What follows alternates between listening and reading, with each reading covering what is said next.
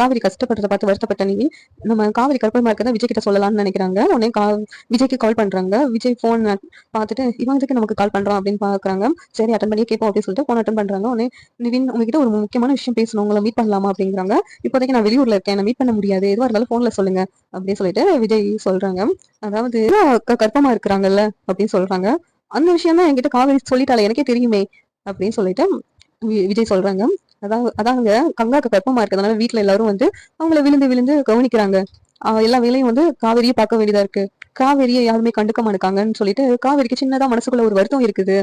அதனாலதான் அவங்களுக்கு கால் பண்ணேன் அப்படிங்கிறாங்க. இதுல என்னங்க கங்கா கர்ப்பமா இருக்கிறதுனால அவங்க வீட்டுல எல்லாரும் கவனிக்கிறாங்க அப்படின்னு சொல்லிட்டு விஜய் சொல்றாங்க. அதாவது காவேரி தாங்க கர்ப்பமா இருக்கிறா, அதனாலதாங்க உங்ககிட்ட இதை சொன்னேன் அப்படி சொல்றாங்க.